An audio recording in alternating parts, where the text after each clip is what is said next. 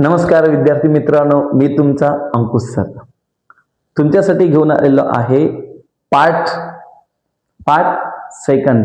Science part first झालेला आहे already. Part सेकंडची तयारी आपल्याला करायची आहे. ओके, पार्ट सेकंडची तयारी करायची आहे. आता पार्ट सेकंड मध्ये काय करायचं आहे, कोणता टॉपिक करायचा आहे, कोणता टॉपिक नाही करायचा आहे, तो टॉपिक किती मार्काचा आहे, काय नाही, स्ट्रॅटर्जीनुसार. ओके, आपल्याकडे वेळ तर नाही, वेळ अगोदरच गेलेली आहे आपल्याकडे. आणि आपलं हे महामॅरेथॉन आहे, क्विक रिव्हिजन आहे. Okay, quick questions, quick answering आहे. कोणता क्वेश्चन करायचा कोणता नाही याच्यासाठी मी तुमच्यासाठी घेऊन आलेलो आहे महामॅरेथॉन. आणि ते पण 10th मध्ये किती टॉपिक, पेपर स्ट्रॅटर्जी नुसार, भाग 2 पार्ट सेकंड.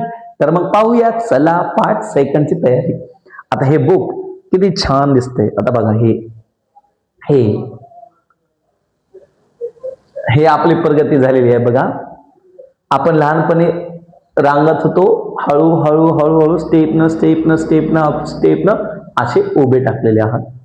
याच्या हातात जे दिसते ना बेटा, याच्या हातात असं. ओके, हे याचा ब्रेन वापरून, हे याचा 1300 ग्राम वापरून ह्यानं युजेबल केलेलं आहे आणि प्रगती केलेली आहे. मग आपल्याला हे सिस्टमॅटिकरित्या हा माणूस आहे आणि आपण आहोत, आपली प्रगती कशी झालेली आहे काय नाही हे पण बघायचं या लेक्चर मध्ये. हे पहा, पॉवर जनरेशन करायचं. हे या कव्हर पेज दिलेलं जास्त बेटा, जे कव्हर पेज असतं त्याच्यामध्ये पूर्ण इन्क्लुडिंग हे इन्फॉर्मेशन असते, त्याचा मिनिंग आहे, त्या देण्यामाग मिनिंग आहे. आणि तुम्हाला पूर्ण दिसतंय ना, हे हर्ट्स, हे पूर्ण हर्ट्सच्या रिलेटेड पूर्ण लक्षात घे. बायोलॉजी, जीवशास्त्र, जीव प्लस स्टडी, जीवांची स्टडी जीव लावून करायची आहे. लक्षात घे भावड्या. गावाकडे अडाणी जरी असतील माणसं, एवढंच म्हणतात, लक्षात घे, मन लावून अभ्यास कर. काय म्हणतात? मन लावून अभ्यास कर. हे फक्त तू दाखवायला घरच्यांना प्रॅक्टिकल कंप्लीट करून की मी अभ्यास करायलो, पण तुझा अभ्यास खूप कमी आहे भाऊ. तुला अभ्यास वाढवावा लागेल, खूप वाढवावा लागेल. आणि काळजी करू नको, मी आहे ना. काळजी अजिबात करायची ना बेटा. पण मी आहे म्हणजे काय, मी तुम्हाला जे डायरेक्शन देतो त्या डायरेक्शन जायची कोणाला, तुम्हाला. पण डायरेक्शन वेल आहे, ती फक्त फोकस करून त्याकडे आपल्याला त्यानुसार जायचे, वेक्टर क्वांटिटी सारखं मॅग्नेट्यूड सोबत डायरेक्शन. तसं भाग 2. आता भाग 2 जनरल स्टडीचा आहे. एकदम सोपा, एकदम सिस्टमॅटिक, एकदम इझी गोईंग बेटा. याला 5 ते 10 दिवसात तू करू शकतोस. फक्त मी जे म्हणतो त्या स्ट्रॅटर्जी नुसार केलास तर तू अभ्यास खूप छान होणार आहे, नाहीतर होणार नाही. काय शिकायचे, कोणत्या टॉपिक मध्ये काय आहे काय नाही, हे सगळं पूर्ण मार्गदर्शन असेल या भाग 2 मध्ये बेटा. मग भाग 2 कसा करायचे काय नाही बघ. भाग 2 यात पण आपल्याला 10 टॉपिक आहेत बेटा. यात पण आपल्याला किती टॉपिक आहेत? 10. मग याच्यातली पण स्टडी कशी करायची काय नाही हे पाहायचे बेटा. हे मी जे क्वेश्चन देतो ना, फक्त बोर्डात गेल्या बघ, तुला क्वेश्चनची स्टडी कशी करायची काय नाही आणि त्यात मार्किंग स्कीम काय असेल. भाग 2 हा जनरल स्टडीचा आहे. जनरल स्टडी नाव बघ, फक्त तू नाव टॉपिकचे कंटेन, त्या टॉपिक मध्ये काय आहे ते सांगतो. पहिला टॉपिक. आणि कोणते टॉपिक करावायचे आहेत, इझी गोईंग कोणत्या आहेत, सिस्टमॅटिक कोणत्या आहेत, आणि मार्क कोणते मिळवायचे आहेत आपल्याला, याच्यावर अवघे 6 टॉपिक करून सुद्धा तू जास्तीत जास्त मार्क मिळवू शकतोस. ते कसे इकडे बघ, तू तर बघणारच आहेस भावड्या, इकडे बघ. पहिला टॉपिक आपल्याला माहित आहे, हेरिडिटी अँड इव्होल्यूशन. हे तर अनुवंशिकता आणि उत्क्रांती प्रत्येक जण करते आणि तुला पण करायचे आहेत. आपल्या स्ट्रॅटर्जी नुसार आपल्याला आधी 4 टॉपिक करायचे, नंतर मग 2 टॉपिक करायचे. ह्या स्ट्रॅटर्जी नुसार मी सांगतो, त्यानुसार अवघे सोपे सिस्टमॅटिक रित्या टॉपिक घेणार आहे. ओके, तर मग आपल्याला पहिला टॉपिक करायचा आहे हेरिडिटी अँड इव्होल्यूशन. जे राईट करतो ते टॉपिक करायचं आहे. आपल्याला इन्व्हायरमेंटल मॅनेजमेंट करायचं आहे. चौथा टॉपिक, पहिला टॉपिक बेटा फर्स्ट वाला टॉपिक और फोर्थ वन वाला इन्व्हायरमेंटल मॅनेजमेंट करायचं आहे. त्यानंतर लास्ट वाला सोशल हेल्थ आणि लास्ट वाला डिझास्टर मॅनेजमेंट. बघा लक्षात घ्या, स्ट्रॅटेजीनुसार आपल्या 20 मार्क्स फक्त या 4 टॉपिक मधून मिळणार आहेत.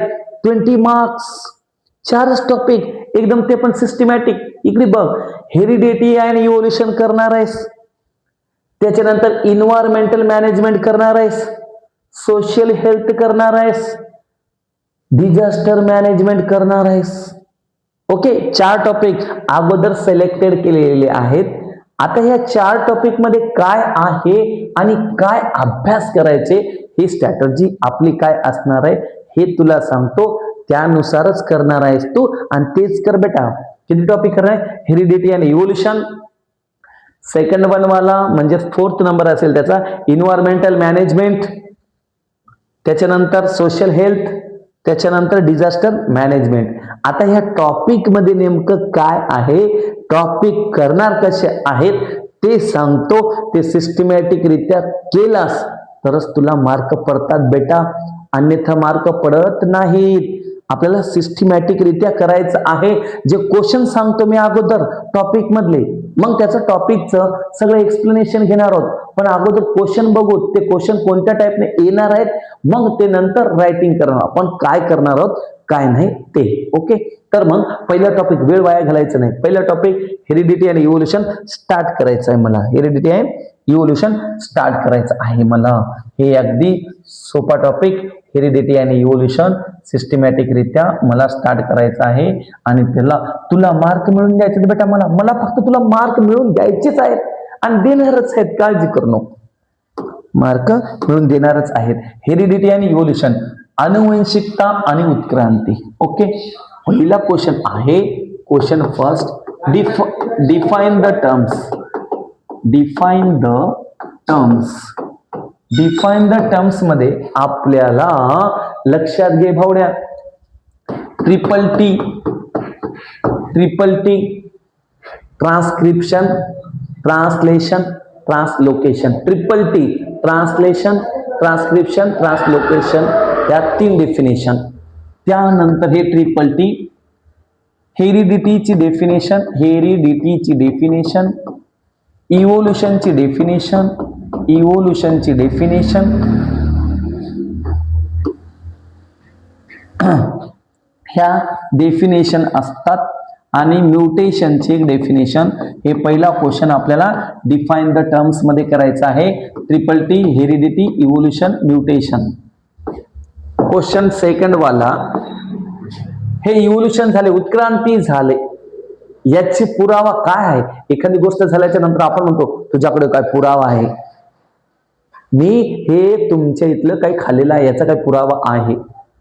पुरावा मागतात. मग पुरावा काय आहे हाच क्वेश्चन घ्यायचा. दुसरा क्वेश्चन, एव्हिडन्स. एव्हिडन्स आपल्याकडे काय आहेत? इव्होल्युशन झालं, उत्क्रांती झालं, याचा पुरावा काय आहे? आता पुरावा द्यायचं म्हणल्यावर आपण जे घडलेलो आहोत, अगोदर कसे होतो आता कसे आहोत. लक्षात घ्या, एखादी माकड चाललंय तर आपण माकड जाऊ लागल्याच्या नंतर आपण काय करतो, त्याला ही ही ही करतो की नाही? ते बी आपल्याला बघून ही करते की नाही? का करते? कारण त्याला माहित आहे हे आपले पूर्वज कोणीतरी आहेत. पण अजूनही लोकांमधले काही माकड चाळे आहेत, ते निघून गेलेले नाहीत, अजून पण आहेत तसेच. मग म्हणून ते माकड आपल्याला बघल्याच्या नंतर किंग करतात बेटा. म्हणून इव्होल्युशन झालंय हे खरं आहे, त्याचा पुरावा द्यावा लागतो. कोणत्याही गोष्टीचा पुरावा द्यावा लागतो. Evidence of evolution. थर्ड वाला क्वेश्चन बोर्डात मोस्ट VVIMP क्वेश्चन लिहून ठेवा. Most VVIMP question, Lamarckism and Darwin theory. Darwin theory and Lamarckism. Darwin theory and Lamarckism हे या दोन्हीपैकी एक क्वेश्चन येणार म्हणजे येणारच हमखास. बऱ्याच परीक्षेत येतो, म्हणून VVIMP क्वेश्चन भावड्या. Question first define, question second evidence of evolution. 6 evidence आहेत इव्होल्युशन, उत्क्रांती झाल्याचे पुरावे. आणि डार्विनची थेरी आणि लॅमार्किझम. तिसरा question most important, Darwin theory, Lamarckism. आणि लास्ट वन ह्युमन हिस्ट्री, मानवी इतिहास, मानवाचा इतिहास काय. आता इतिहास प्रत्येक जण म्हणते मला तुझा इतिहास माहित आहे. लोकांचं माहिती करून काही गरज नाही भावड्या, तुला तुझा इतिहास माहिती ठेव. मी तुला चांगला ओळखतो, तुला त्याला ओळखू नको, तू तुझं तुला ओळखून घे. तू काय आहेस, तू कोण आहेस, त्यांना ओळखू नकोस. तुझं तुला तू ओळखून घे, तू काय आहेस ते. Okay, human history.